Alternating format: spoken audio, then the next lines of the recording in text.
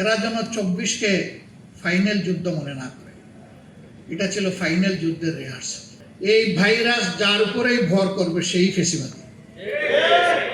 15 বছরের ফেসিবাদী সরকার যে রাস্তায় হেঁটেছে, বর্তমান সরকার সেই রাস্তা ধরে হাঁটছে।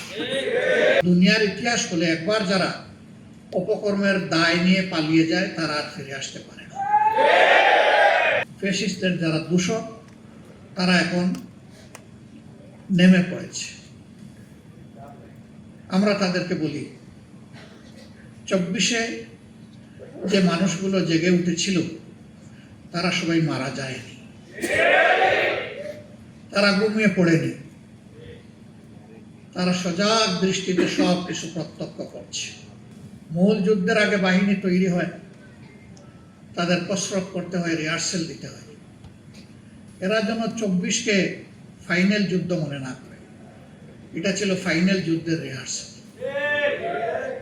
কারণ 24-এর পরে আমরা মনে করেছিলাম ফেসিবাদের যে পঙ্কিলতা, যে ময়লা, যে আবর্জনা যুগ যুগ ধরে তৈরি হয়েছিল তা এখন পরিষ্কার হয়ে যাবে।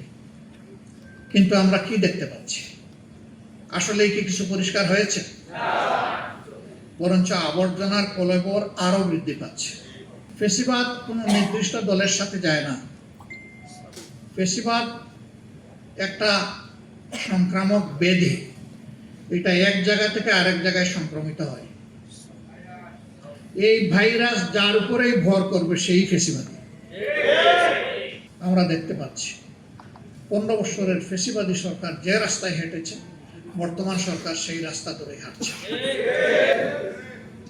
এই রাস্তা পরিবর্তন করতে হবে। এই রাস্তা ফেসিবাদের রাস্তা, এই রাস্তা আয়নাগরের রাস্তা, এই রাস্তা অসংখ্য মানুষকে বিনা বিচারে খুন করার রাস্তা, এই রাস্তা শাপলা চত্বরে আলিম উলামার উপর হায়নার মতো ঝাঁপিয়ে পড়ার রাস্তা। এই রাস্তা বাংলাদেশের মানুষ এই রাস্তায় কাউকে চলতে দেবে না। ইউএফটি ফার্স্টের সাথে ট্রেড করুন যে কোনো জায়গা থেকে। ক্যাম্পাসে ক্লাসের ফাঁকে, ঢাকার জ্যামে বসে কিংবা ঘরে বসে ট্রেডিং এখন হাতের মুঠোয়। তাই ট্রেড করুন যখন খুশি, যেখানে খুশি।